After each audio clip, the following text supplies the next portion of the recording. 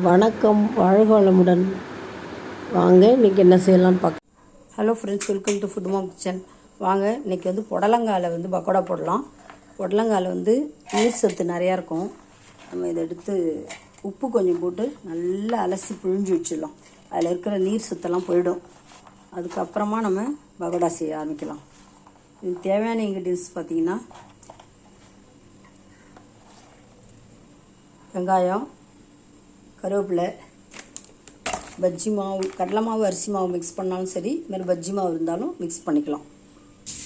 இந்த புடலங்காய் பார்த்திங்கன்னா அப்படி குட்டி குட்டியாக நறுக்கிக்கணுங்க பக்கோடா போடுறதுக்கு. இதில் ஒரு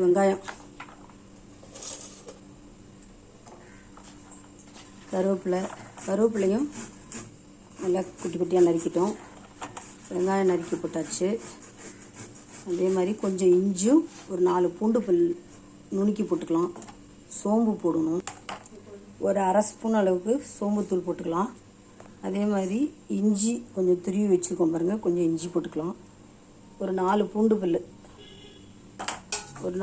பல் எடுத்து இடித்து போட்டுக்கலாம். அதில் பஜ்ஜி மாவு எவ்வளோ வேணுமோ நம்ம பக்கோடாவுக்கு தகுந்த மாதிரி போட்டுக்கலாம். அது ஒரு பாக்கெட்டில் நான் எவ்வளோ தேவையோ அவ்வளோ போட்டுக்கிறேன். இதில் லைட்டாக இதில் இருக்கிற தண்ணியே போதும். அப்படி தண்ணி பத்தலைன்னா லைட்டாக தெளித்து விட்டு பக்கோடா போடுற அளவுக்கு, பைண்டிங் ஆகிற அளவுக்கு நம்ம பிசைஞ்சுக்கணும். புடலங்காய் சாப்பிடாத குழந்தைங்க கூட இந்த மாதிரி பக்கோடா செஞ்சு கொடுத்து பாருங்கள், சாப்பிட்ருவாங்க. பிசைஞ்சிட்டு பார்க்கலாம். நம்ம ஒரு 4 பூண்டு பல் இடிச்சிட்டு போடணும்.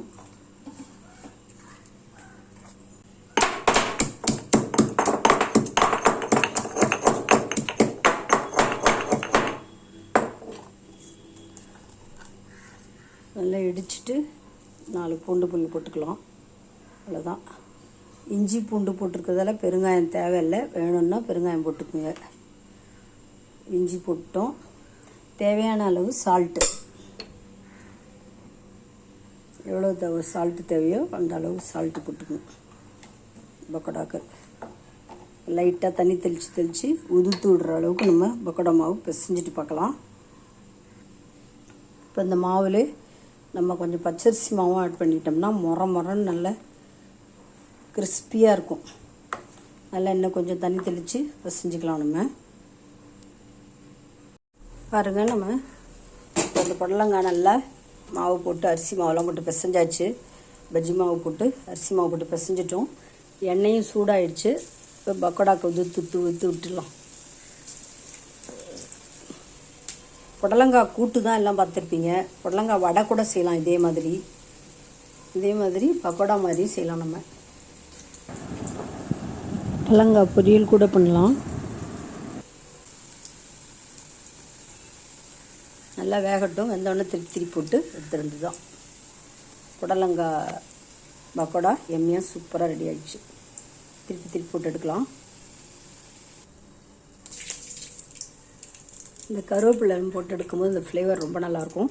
அதே மேலே பொரிச்சு போட்டுடலாம். பாருங்கள், எம்மியாக சூப்பராக புடலங்காய் பக்கோடா ரெடி ஆகிடுச்சு. இதே மாதிரி எல்லாத்தையும் நம்ம பொரிச்சு எடுத்துட வேண்டியது தான். இந்த வீடியோ உங்களுக்கு பிடிச்சிருந்துன்னா லைக் பண்ணுங்கள், கமெண்ட் பண்ணுங்கள், ஷேர் பண்ணுங்கள். மறக்காமல் சப்ஸ்கிரைப் பண்ணுங்கள். தேங்க்ஸ் ஃபார் வாட்சிங். நம்ம நெக்ஸ்ட் வீடியோவில் பார்க்கலாங்க.